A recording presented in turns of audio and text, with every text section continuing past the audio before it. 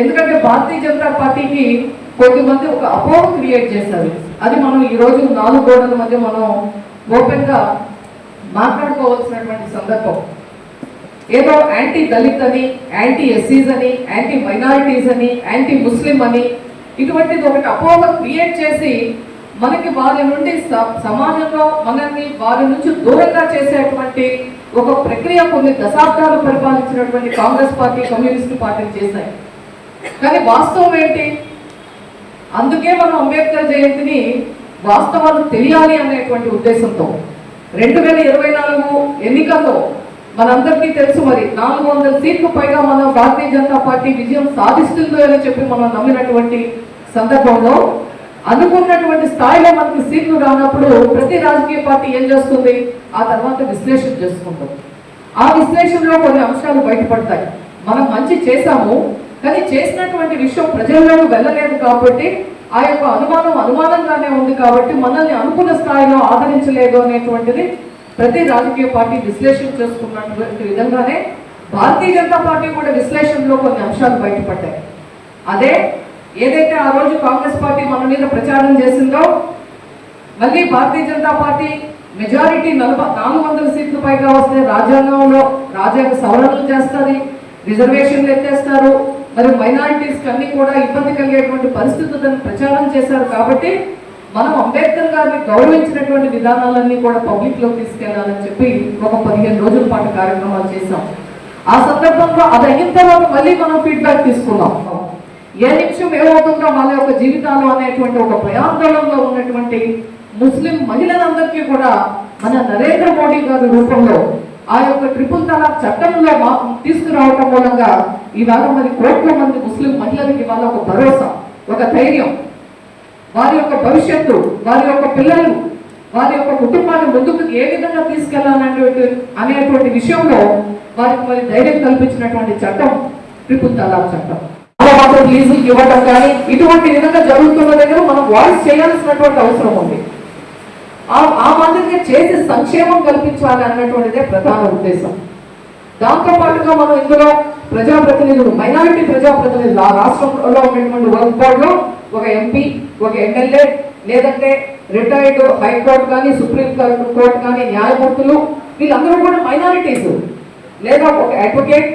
మనకి 2 మాత్రమే ముస్లిమేతరులు ఉండాలి అనేటువంటిది. మిగతా అందరూ కూడా ముస్లిమ్స్ నుంచే, కానీ అందులో వివిధ రంగాల్లో నిష్ణాతులు ఉండాలి, ప్రజాప్రతినిధులు ఉండాలి, మహిళలు ఉండాలి, పేదలు ఉండాలి. ఈ విధంగా ఎప్పుడైతే బోర్డులో అందరూ ఉంటారో తప్పకుండా ఆ యొక్క నిర్ణయాల్లో ఒక ట్రాన్స్పరెన్సీ వస్తుంది.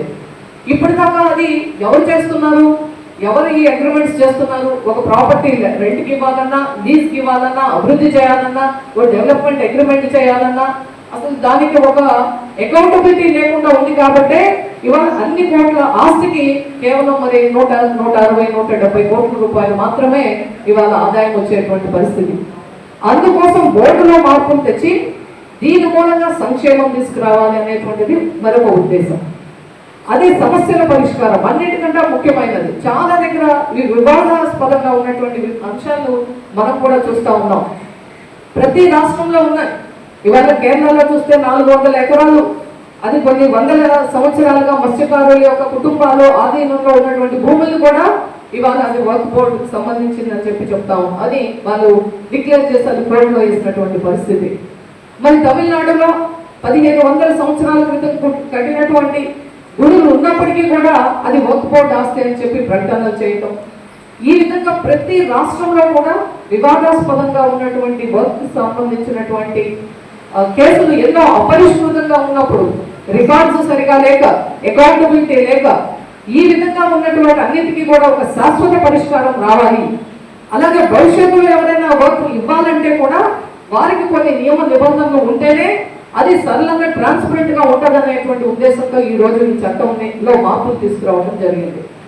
ఒకసారి ఇవన్నీ వచ్చిన తర్వాత మనం ఆన్లైన్ డిజిటలైజేషన్ మనం చూస్తున్నాం. ఇవాళ ప్రతిదీ కూడా మనకి ఒక అకౌంటబిలిటీ, ఒక ట్రాన్స్పరెన్సీ, ప్రతి ఒక్కరూ కూడా చూసుకునేటువంటి విధంగా ఆ రికార్డులు, ఆ భూమికి కానీ ఆ ప్రాంతంలో ఉన్నటువంటి వర్క్ బోర్డుకు ఉన్నటువంటి ఆస్తులు ఏంటి, దాని వివరాలు ఏంటి, దానికి సంబంధించినటువంటి ఏం జరుగుతుంది అనేది తెలియాలంటే ఇవన్నీ కూడా రికార్డ్స్ డిజిటలైజేషన్ చేసి తద్వారా ఈ యొక్క సమస్యలకు పరిష్కారం చూపించాలి అనేటువంటిది ఒక ఉద్దేశం. ఈ విధంగా అనేకమైనటువంటి బెనిఫిట్స్ ఉన్నాయి, కానీ ప్రజల్లో ఏదో వస్తే ఈ చట్టం రిట్రాస్పెక్టివ్ కాదు, అంటే వెనుక నుంచి కాదు, గతించిన దానికి కాదు, భవిష్యత్తులో ఏదైనా జరిగే వాటికి ఈ చట్టం వర్తిస్తుంది అని చెప్పడం జరిగింది. ఈ బోర్డులు కూడా ఇప్పుడు కాల పరిమితి ఏవైతే ఉన్నాయో ఈ బోర్డులేమి వెంటనే వాటిని క్యాన్సిల్ చేసేది లేదు. ఆ కాల పరిమితి అయ్యేప్పటి వరకు ఇప్పుడు ఏ విధంగా జరుగుతుందో అదే విధంగా జరుగుతుంది. ఆ తరువాత వచ్చేటువంటి బోర్డుల్లో మాత్రం ఈ రోజు ఇప్పుడు వచ్చినటువంటి ఈ సవరణలతో ఉన్నటువంటి బిల్లు ఏవైతే పెట్టారో ఆ విధంగా కొత్త బోర్డులు రాబోతున్నాయి. ఈ విధంగా ఇన్ని లాభాలు ఉన్నటువంటి ఈ యొక్క వర్క్ బోర్డ్ సవరణల బిల్లు గురించి మనం తప్పకుండా ప్రజల్లోకి తీసుకెళ్లవలసినటువంటి అవసరం ఉంది. మనం స్ట్రీట్ కార్నర్ మీటింగ్స్ పెట్టచ్చు, మనం పిలిస్తే రావచ్చు రాకపోవచ్చు, కానీ ఒక్కరిద్దరికైనా మనం ఒక వీధిలో మనం చెప్పుకుంటూ పోతే హిందువుల్లో కూడా అవగాహన కలగాలి. అపోహలు ఎవరికి ఉండకూడదు. ఒక చట్టం చేశాము అంటే అది ఈ దేశానికి సంబంధించినటువంటి ఒక జాతీయ చట్టం. ఇది మనకు 1954లో మొట్టమొదట పార్లమెంటు ద్వారా చేసినటువంటి మొట్టమొదటి జాతీయ చట్టం ఏంటి అంటే వర్క్ బోర్డ్ చట్టం. అటువంటి చట్టం పట్ల ప్రతి ఒక్కరిలో అవగాహన కలగాలి. కాబట్టి మనం కూడా విషయాన్ని తెలుసుకోవాలి. ఆ విధంగా మీ అందరూ మనందరం మేము కూడా తెలుసుకోవాలి.